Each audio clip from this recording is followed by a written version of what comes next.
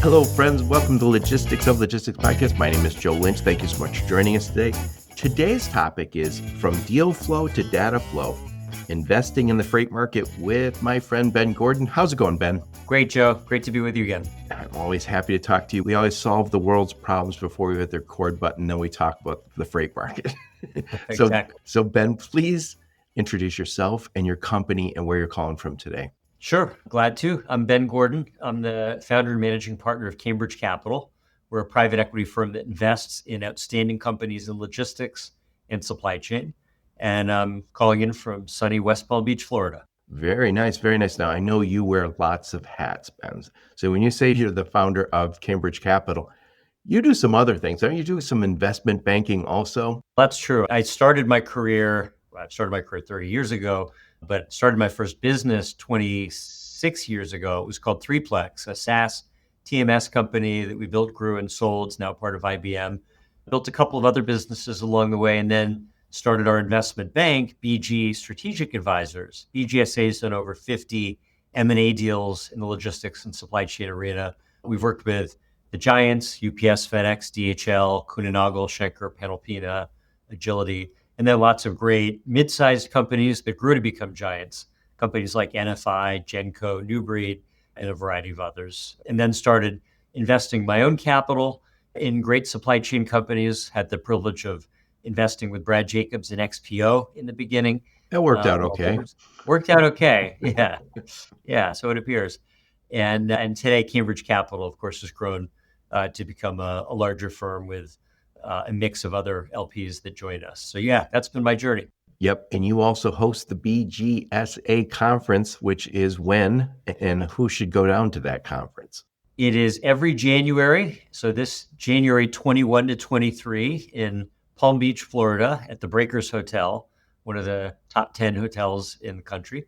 And for 20 years, we've been hosting top CEOs and leaders in the supply chain arena. So you should go if you are a CEO or a leader in supply chain. Other folks that come include CEOs of large firms, major firms like XPO and NFI and various others, as well as high growth entrepreneurial companies, as well as high growth startups. We have a BGSA supply chain Shark Tank that's helped launch many successful companies in supply chain. Winners and finalists include companies like Green Screens and a number of others.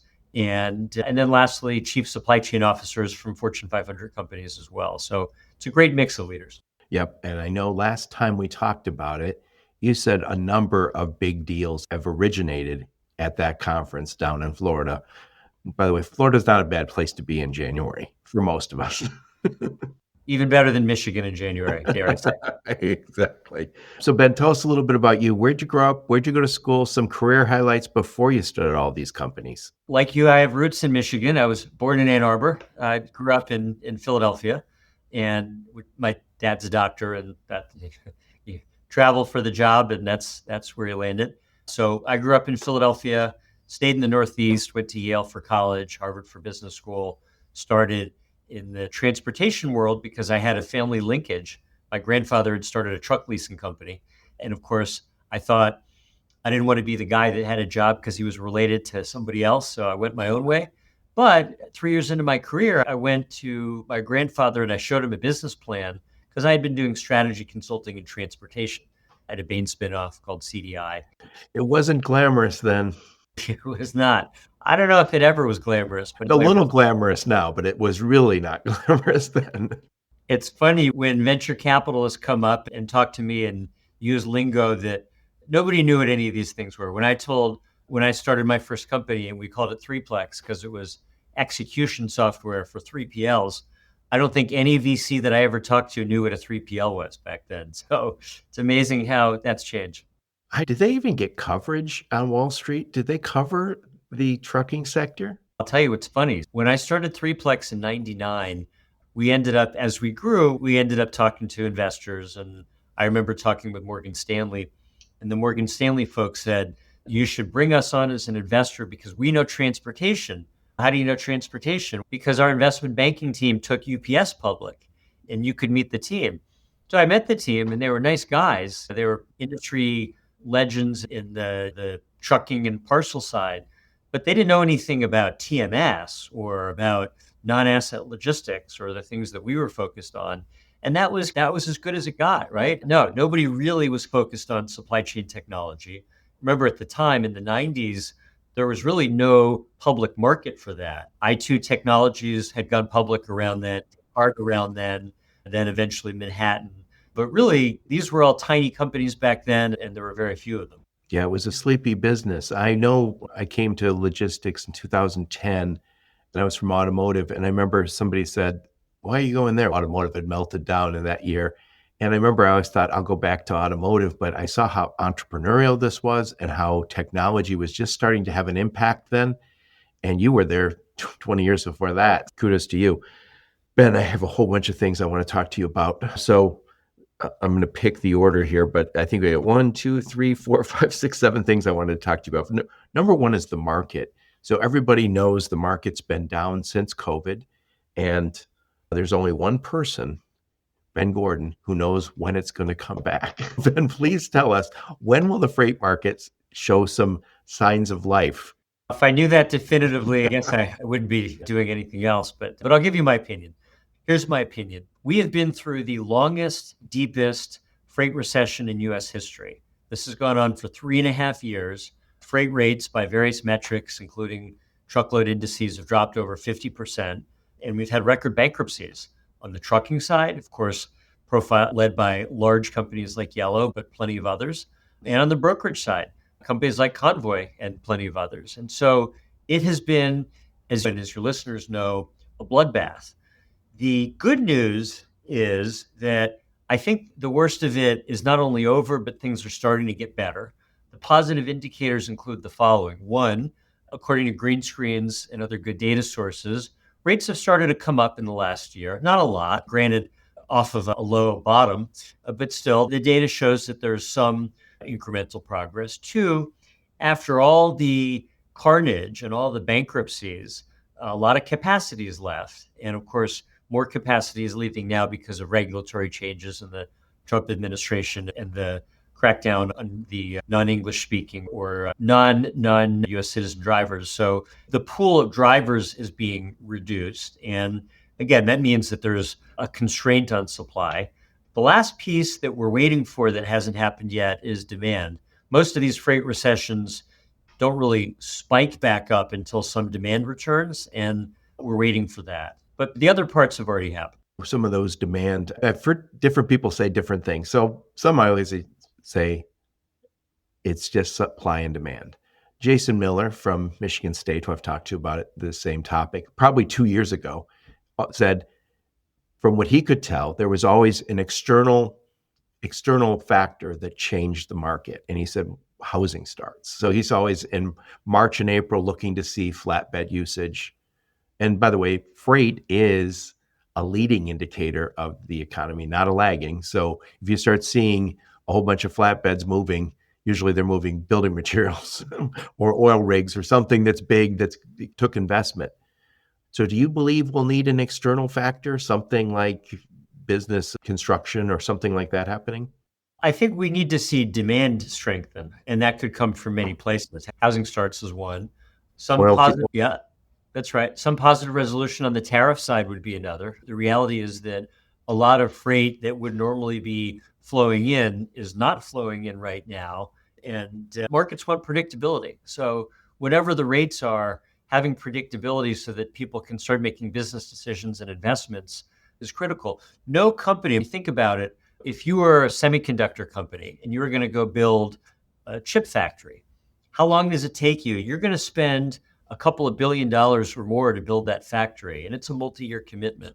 So are you going to do that if you don't know what the rules are? Of course not. So for the segment of the economy that drives long-term growth, which is long-term investment, you've just got to have more predictability. So I think whether it's housing starts, whether it's some sort of stabilization and predictability of the tariff and trade side, or something else that's a stimulus for consumer spending, one of those things has got to happen before freight starts to take off again. Ben, just before the election, there was all this trepidation. Hey, who becomes the next president? And what the next administration will determine a lot of the regulatory direction. So people are waiting and waiting. And then we have this election. And I thought a lot of business owners would say, okay, full speed ahead. We're going to have a little bit of deregulation. The indecision's over. But I don't know. And then I think as soon as we got that, then we got the tariff discussion, and it seemed like it slowed it down. Yeah. Yeah, exactly. That the indecision is the problem. So we got to get some stability. So next, I want to talk to you about the freight brokerage market, something you know very much about because you're an investor in Everest. And let me set the table here, Ben. Kevin Hill, our friend Kevin Hill at Brush Pass Research, he tracks the freight brokerage market. And I talked to him a couple weeks ago about this, and he said there was, by the way, he posts all this on LinkedIn. If you're not following Kevin Hill on LinkedIn, you should, from Brush Pass Research. He said at the peak, we had about 30,000 freight brokers. That was during COVID. And since then, we're down to 25,000. But we have fewer and fewer armies leaving the field every quarter net. So some new businesses start, some go away. He told me also margins were down from, say, 14 to 16 and average down to 12. Do you think we're going to see more consolidation in that space? Do you think, what changes do you see coming? And by the way, you should also talk about you're an investor in Everest. Take it away, Ben. Yeah. Okay. Number one, do we see consolidation? Yes, absolutely. With the big guys, for example, the Coyote Logistics sale to RXO, as RXO is looking to continue its progression and ramping up. And right now, they're a top 3 truck broker and continue to expand. You also see it in the lower middle market as well. Everest has been a participant in that as a high growth consolidator in the lower middle market and truck brokerage. So a little bit about Everest. We invested in Everest in 2021. In hindsight, the top of the freight market, but okay, so it goes. What we liked about the business was, number one, I thought they had a good foundation, good team, great customers, Starbucks, Nestle, Anheuser-Busch, a whole host of others. Number three, they had a built-in cost advantage because their labor base was predominantly based in Eastern Europe. Now, that labor base happened to be in Ukraine, which would, of course, prove to have its own set of challenges less than a year later when Putin would invade on Feb 24th of 22. But leave that aside for the moment. The advantage that Ukrainian workforce had was smart, talented, loyal, high retention, lower cost, more flexibility with time zones. And ultimately, it led to a business that was generating tremendous, like 50% EBITDA margins off of net revenue, and just a terrific business. We then said, if we could take something that's great and upgrade it by bringing in a world-class CFO, world-class CTO, back office infrastructure, that CTO, upgrade systems using world-class TMS like Revenova, predictive pricing like green screens, host of other things, in some cases proprietary, we could do something really exciting. The good news is that we were able to bring in those great people and great resources. The bad news was, one, the freight recession, and two, Putin's invasion of Ukraine. But the team adapted. They did a great job of rolling with the punches. First of all, with respect to Ukraine, I got involved in helping to evacuate people and then bringing in logistics and medical resources. The Ukraine Logistics Coalition, which I co-founded, helped bring in over 20 million in medical supplies. And that didn't directly benefit Everest, but certainly it meant that because we were there, we were in a position to be able to help more and do more. Then with Everest, we ended up setting up an office in Krakow in Poland because you couldn't very well operate with everybody going to work in a war zone where curfews and everything else and the threat of being bombed, obviously, was one of many challenges. But Everest and the team adapted. And one of the things that we thought would make a lot of sense was, if you have this cost and technology advantage, why not make some moves on the acquisition front where you could automatically take a good business and then give them the benefit of Everest technology, lower cost, higher margin, and integrate them. And so we actually just did that a couple of months ago with Everest. Cambridge acquired a company called Simple Logistics, and they're a terrific team, and they're off to a terrific start, and they're already taking advantage of some of those benefits. And I think you'll see Everest do more of that. I think other good, smaller, mid-sized truck brokers that are looking for a home and a great place will find that Everest and Cambridge could be a great fit. And so we expect to be doing more of that. Yep. And I think if you look at those 25,000 freight brokers, a lot of them are smaller. I think when you look at the companies of size, I think there's 3,500 or so. Is that about right? So you're going to see more and more of this and of this consolidation. So just a wild guess, we have 25,000 freight brokers this year. 5 years from now, do you think we'll have 20,000 or that continuing? Because I know it's a very low entry to get in that business. You and I could start our freight brokers this afternoon if we wanted. But what do you see happening here? Yeah, so a couple things. One, I definitely agree that we will see consolidation. Look at it like this: when I came into the logistics industry in the 90s, the top 50 companies in freight brokerage controlled about 20% of the market. When you came in 2010 from the automotive side, the top 50 controlled about 50% of the market. Okay. Today, the top 50 control close to 80%. Okay. So now that is accelerated by acquisitions of companies like RXO and Echo and various other large consolidators. But it's also accelerated by the fact that customers want to have a smaller number of companies that can do more for them. And it's also accelerated by technology. So look, I think that trend will continue for sure. Yeah. And by the way, you mentioned Revenova. I had them on the podcast before. I love their I love that they're part of Salesforce. They're in the Salesforce ecosystem, I should say, which means they're a really safe solution. And I think freight fraud is horrible, but cybersecurity is even worse, right?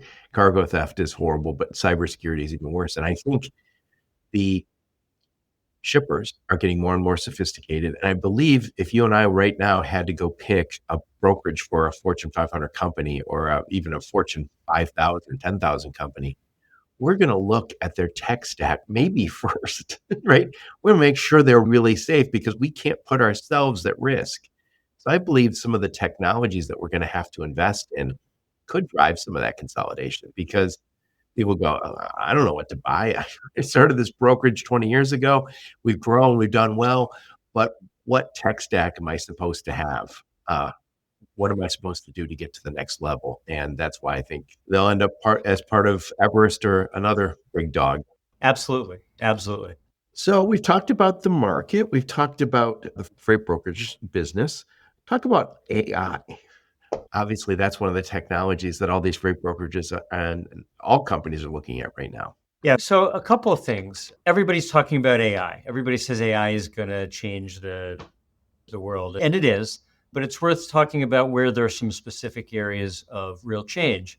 AI is fantastic when it comes to taking lots of data, synthesizing it, and then being able to make better decisions. So some applications. One, of course, is in the realm of things like pricing. Is green screens, which really grew from nothing to ultimately the sale to Triumph Bank just a few months ago, went through tremendous growth in large part because green screens was able to take lots of data and then use it to accomplish predictive pricing in a manner that was superior to DAT and other systems because you could just sift through, in their case, $30 to $40 billion worth of freight data, look for patterns and make predictions. And that's something that AI is really well suited to doing.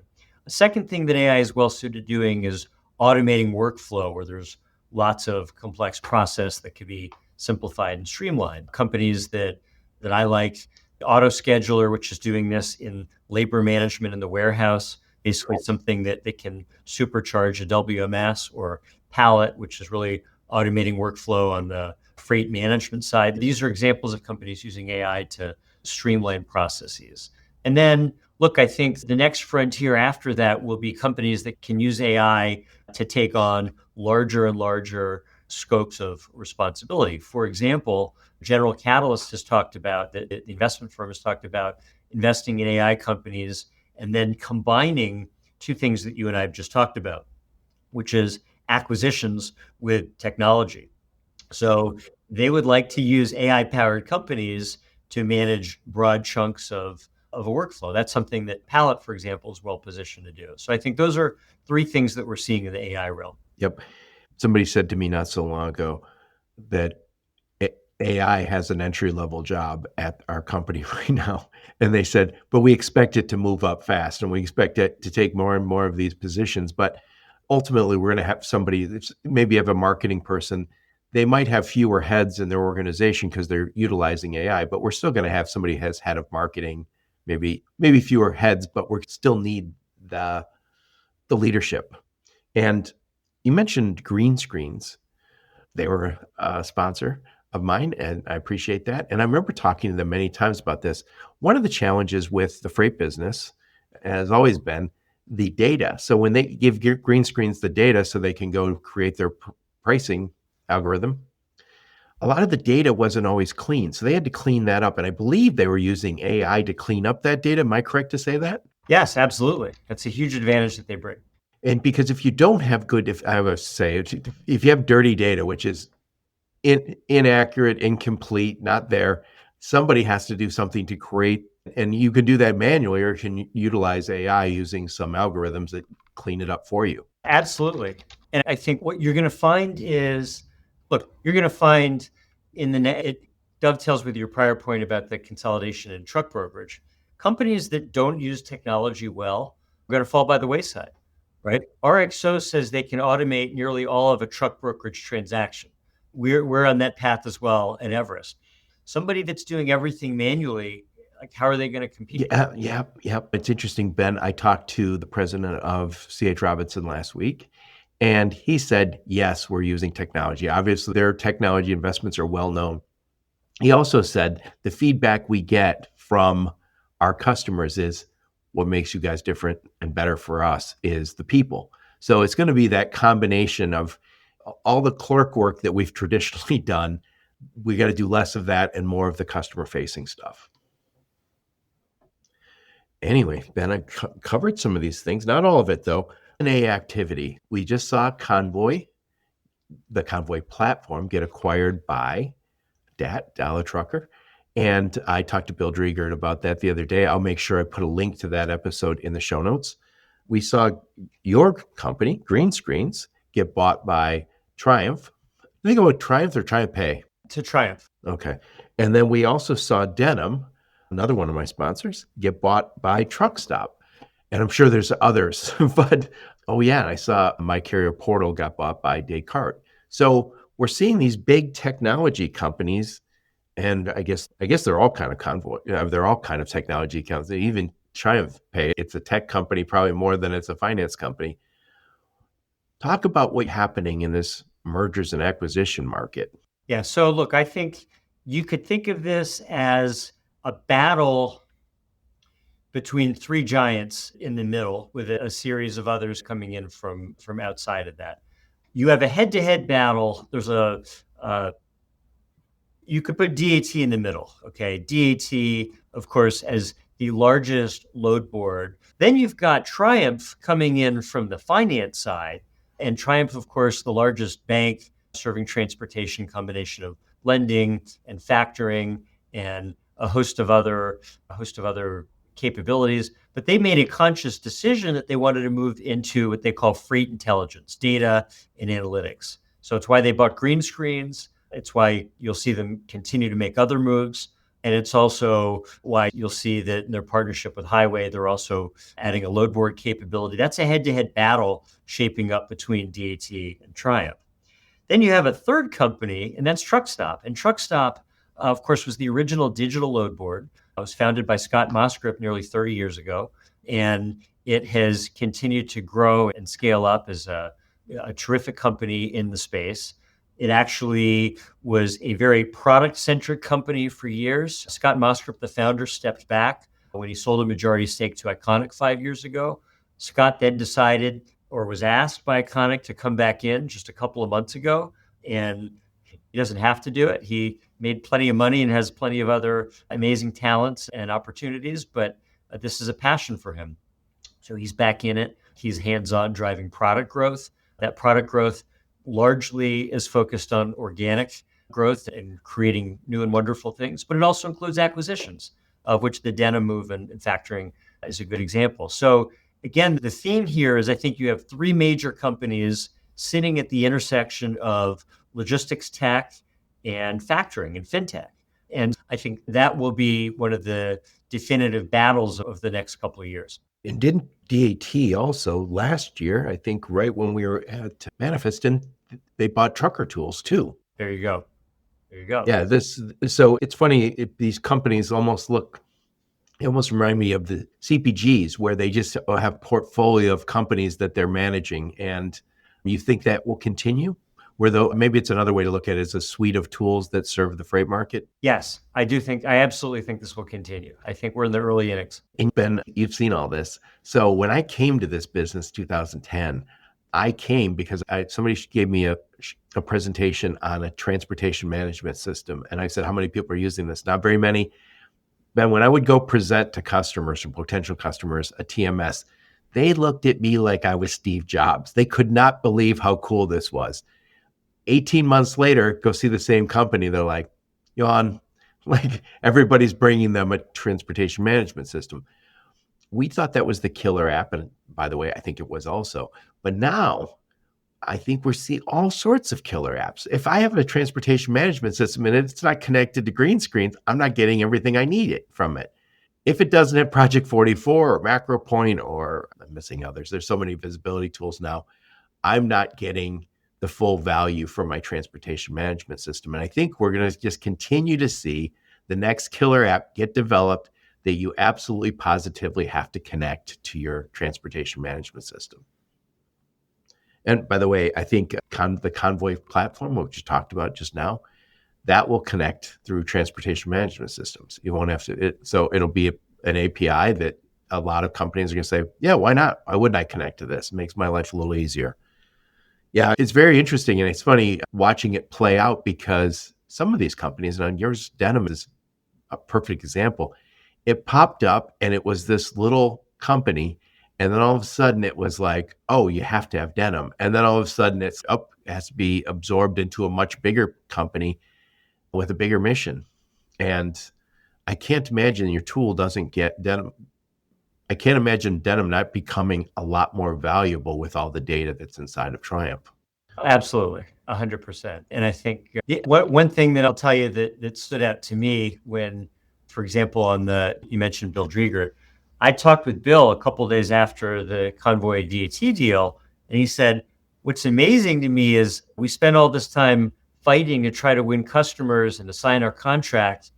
And now all we're doing is it's just adding a little addendum to their pre-existing contract. And that highlights one of the reasons why consolidation will continue, because a large company that already has the platform is much better equipped to add more function, more capability. And I think that's the reason why, whether it's DAT, whether it's Triumph, whether it's Truckstop, or another of the large consolidators, you will see more acquisition activity in supply chain software because it's disproportionately easier to add products to an existing customer base. Yes, exactly. Let's see, I've covered AI, the market, the freight brokerage market, M&A. I want to talk to you also about returns. I know last time I talked to you was probably the last time I talked to you was a while back. We talked about you have some investments in the return space, which is still very important in e-commerce. Stuff gets returned and it's not easy. I think we have the process pretty down pat, shipping it from the brand to the warehouse to your house. But when it's got to go reverse, we don't do so well. So talk about that problem and some of the solutions in that market. Yeah. So it's actually a great example of exactly what we've just been discussing, which is the power of consolidation. Look, returns is a big problem. Over $800 billion worth of product is returned every year. And it costs 10 times more to bring something backwards than it does to ship it forward. So reverse logistics is a big deal.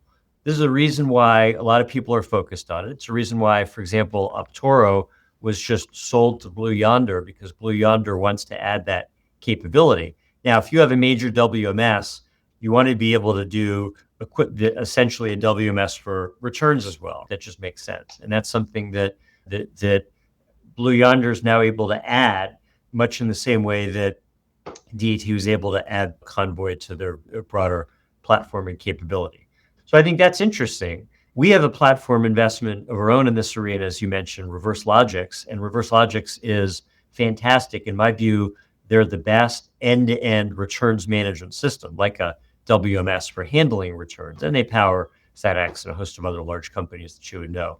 It makes great sense, and I think they'll continue to scale up. But it also makes great sense to be able to give customers a bigger solution, whether Reverse Logics is a buyer and says, hey, let's go add some of these capabilities, WMS or others, or whether it makes sense for some large WMS or ERP company to say, this is a capability that we've got to have. One way or the other, that convergence is coming for many of the same reasons. Ben, I think all of us who bought something from Amazon or another location, you want to return it. You try something on, it's not quite right. I need to return it. You put it back in the box the best you can. Sometimes it works pretty well. Sometimes it doesn't work at all. And then you put it, I know for me, I put it on the counter and say, one of these days I have to go over to UPS or over to Kohl's. They do returns for Amazon. And it's not always perfect. And I know we're getting better and better at this. And we have to, because as e-commerce grows, this problem grows. This problem is huge. And I think people who don't have a good experience with returning stuff don't buy from that shop anymore. And Amazon has got it down they're doing a pretty good job on it, which means everybody else has to get to that level. If you can't get to that level, you don't get to play. Well, absolutely. Absolutely. So that's what's happening. Yep. One last thing I want to talk to you about is, you mentioned it a little bit earlier, the Logistics Coalition, which you started to help get some help to the people in Ukraine way back when. It felt like that war was not going to go this long, but it obviously has. And then I think you also wanted to help the people who were affected by the problems in Israel and Palestine. So talk about what's going on with the Logistics Coalition. And I know we had a little conversation before we hit the record button. It's so hard to keep the momentum, because I think it becomes a fatigue sometimes with these things where you go, these problems never end. And that's why we got Ben Gordon over there prodding us to keep helping. Look, I would say a couple of things. Number one, there is no doubt that there is probably a level of fatigue around the work that needs to be done. But that doesn't mean that the work is not more important than ever before. On February 24th, 2022, Russia invaded Ukraine and launched a war that Ukraine didn't want, didn't ask for, didn't need, and didn't choose on an entire population of close to 40 million people. I think first and foremost, as a human, I saw that as you did and so many others and said, we've got to do something to help. My first instinct was, how can we protect the people that we have some connection to? In my case, because of Everest or Everest employees there. I spoke with a friend who had co-founded Project Dynamo that had evacuated Americans from Afghanistan the prior year and said, hey, we got to do something here. And they sprang into action immediately and set up logistics operations to ferry people out of harm's way. And that included, within 48 hours, getting something like 30,000 people out of Kyiv and the surrounding area, typically getting them out west to Poland, could also have been Romania, Hungary, or otherwise. Then the next step was, okay, how could we bring supplies in to help? And we co-founded the Ukraine Logistics Coalition in order to do that. A number of logistics companies helped. Go and others, for example, donated transportation capacity. So we were able to get medical supplies donated from hospitals or other medical distribution organizations. And then we were able to get transportation companies to bring that in for free. And the result was that we were able to support frontline hospitals in Ukraine that provided vital life-saving functions. And there were many others that were involved in helping with that. Now, 3.5 years later, the needs continue.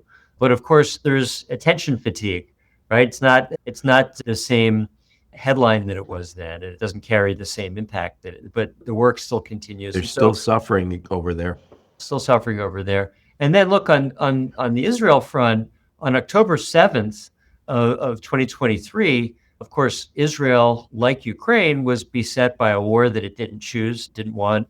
When Hamas launched the surprise attack and murdered over 1,200 people, starting with a music festival, ironically comprised of many of the most stalwart peace activists that you would find in Israel. And Hamas murdered or kidnapped or raped or tortured or all of the above, 1,200 plus people, plus another 250 hostages, and started a war that continues. And look, from a supply chain standpoint, as well as from a human standpoint, it should affect all of us. We, of course, in the U.S. have many companies in Israel that do business in the U.S. That Israel has produced more IPOs on U.S. stock markets than any other country besides the U.S. and It's a Canada. startup nation. It's startup nation. And so there are all kinds of important ties. And of course, we at Cambridge have also invested in companies there like Bring, which is the leader in SaaS for last mile. And of course, Bring had a lot of their people that were called up to serve in the reserves because their country was under attack from 7 different fronts, from Hamas, from Iran, Syria, Yemen, Iraqi. Houthis. Yep. Yeah, exactly. And same thing, like here we are years later, but there's certainly fatigue, but it doesn't change the fact that the hell that these people are going through is enormous. And so look, from a supply chain standpoint, what can we do to help with Ukraine? It's bringing in medical supplies. Israel doesn't need the same things that Ukraine needs because Israel has forged a level of independence that's much stronger. But look, they still need help and support during this time that the world has seemingly turned against them. And the least we can do is provide supply chain resources and support to keep things moving. Yep. I remember the last few times we talked about this on my podcast, you made the point that who better to help than the logistics and supply chain community? We move stuff every day. That's our business. We make stuff and then we move it to the customers. Anyone who wants to get involved, I'll make sure I put a link to the Ukraine. And I think it started off as the Ukraine Coalition. Now I think it was Ukraine Logistics Coalition. Now it's just the Logistics Coalition for the next disaster that befalls the world. Exactly, because this isn't the first and it won't be the last. Yeah, we have a habit of doing this. Anyway, Ben, I'm going to summarize what we talked about, then I want to get your final thoughts on the topic. So I'm talking to my friend Ben Gordon. We're talking about from deal flow to data flow, investing in the freight market. We talked about M&A activity, all sorts of M&A activity. We saw DAT buy Convoy Platform. We also saw them buy Trucker Tools last year. Green Screens just got acquired by Triumph. Ben was part of that deal. We saw Truck Stop buy Denim recently. And I don't know if they're on the same level, but Descartes bought, what's what they call it? Shoot. I just drew a blank on what they bought. I'll come back to it. They bought one of the vetting tools. Anyway, lots of activity there. We talked about Everest and we talked about the freight brokerage market in general.